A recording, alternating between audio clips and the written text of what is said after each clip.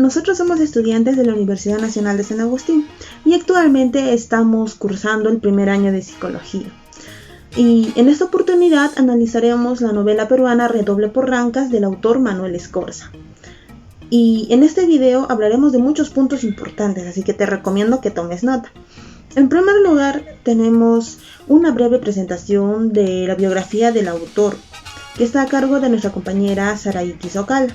En segundo lugar, llega un análisis literario junto a su resumen, que están a cargo de nuestros compañeros Vianney Parizaca y Frank Peralta.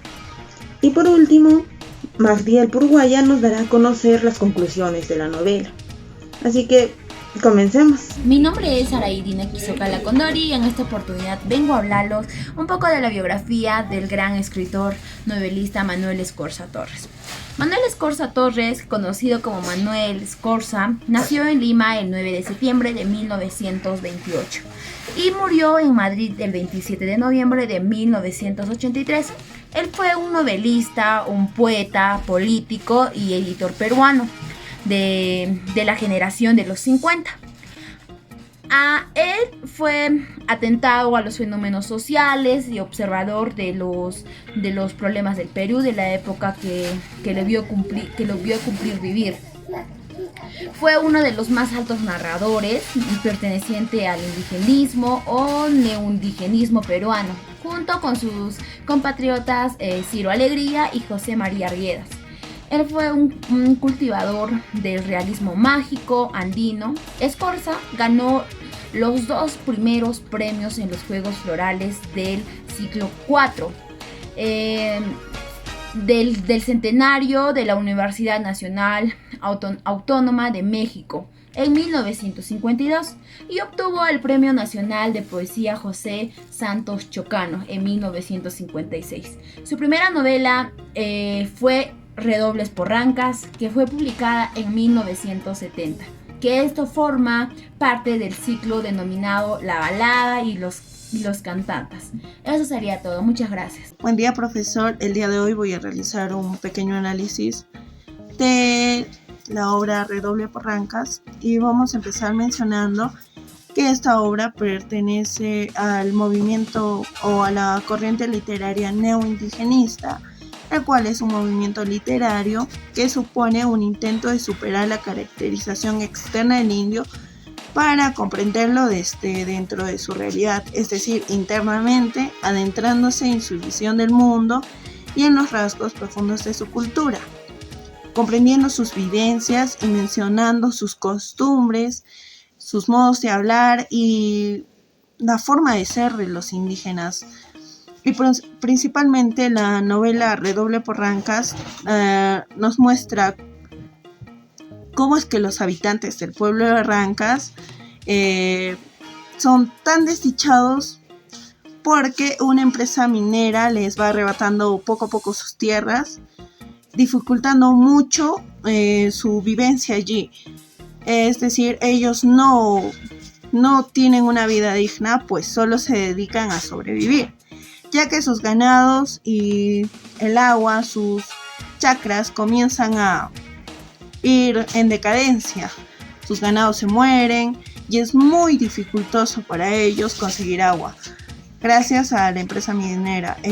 Nos muestra principalmente el abuso de poder, nos refleja cómo abusaron de estas personas al arrebatarles sus tierras indignantemente, y eso se ve reflejado hoy en día en la sociedad. Podríamos decir que hasta en la corrupción, el abuso de poder que cometen los jueces o fiscales al recibir sobornos, principalmente al no proteger o amparar a personas inocentes que necesitan de su ayuda. Y eso es lo que principalmente nos trata de reflejar el autor. Cómo es que estas personas, por ser, o se podría decir por ser de un pueblo, no reciben tanto apoyo del Estado y dejan que poco a poco les arrebaten sus tierras hasta quedar en nada y viven en una desdicha total. Y eso sería todo. Bueno, la obra de Manuel Escorza, Redoble por Rancas, nos cuenta la tragedia de los pobladores del pueblo de Rancas, quienes eran atormentados por el abusivo juez Montenegros, autoridad que ignora las necesidades de los campesinos ante la llegada del Cerro de Pasco Corporativo. Compañía que despoja progresivamente a los campesinos de sus tierras para entregarlas a los empresarios norteamericanos.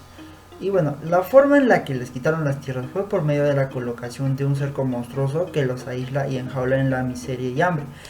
Este cerco avanzaba poco a poco y ninguno de los pobladores entendía el porqué. Los pobladores comenzaron a distanciarse unos de otros y los pobladores vivían en incertidumbre con la escasez de agua. Pues gracias al cerco impuesto, conseguir agua para ellos era complicado. A lo largo de los años, el cerco siguió imponiéndose en las pampas, lagunas, pueblos, etc. Dividió el pueblo en dos y nadie podía atravesarlo. Los animales comenzaron a morir por culpa del cerco. Eso nos demuestra cómo la empresa se adueña abruptamente de las tierras de estos pobladores con el permiso del gobierno, repercutiendo en la vida de los mismos de una manera negativa. El abuso del poder y cómo se denigra a las comunidades campesinas nos muestra el reflejo de una comunidad partida en el cambio y la desgracia. También nos dice que los peones quieren unirse a un sindicato, pero don Vignon el patrón los engaña y envenena. Luego de eso, el Cerro de Pasco Corporation se instaló en la ciudad de Perú, ya que debajo de la tierra se escondía el mayor yacimiento del país que atraía a gente de todo el país, de otros países, dicho mejor. Esto hizo que la ciudad y sus habitantes cambiaran. Por otro lado, se nos muestra cómo el humo envenenaba las tierras y las semillas no crecían.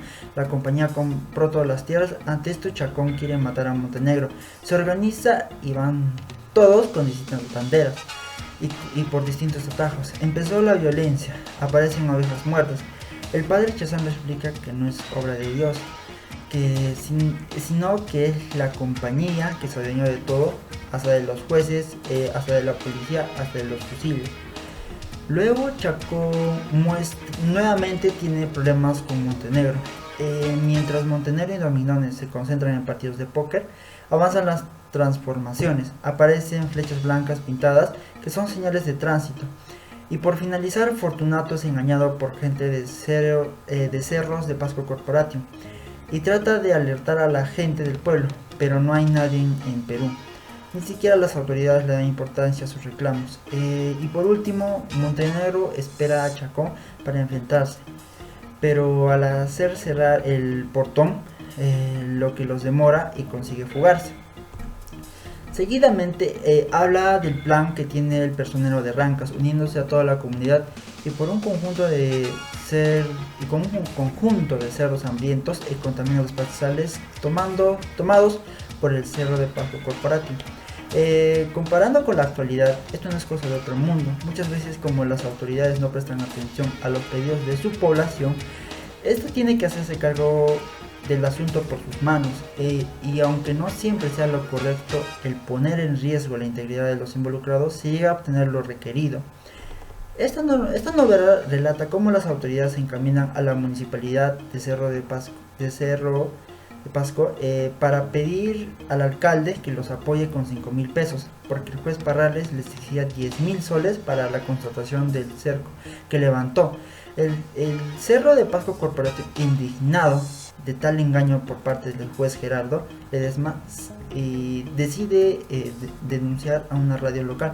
Como es muy común en nuestro país, la política está muy arraigada a la corrupción, y el caso de pedir coimas para trabajos judiciales es muy común, tan común que hasta puede parecer normal, lo que no es nada bueno, ¿no?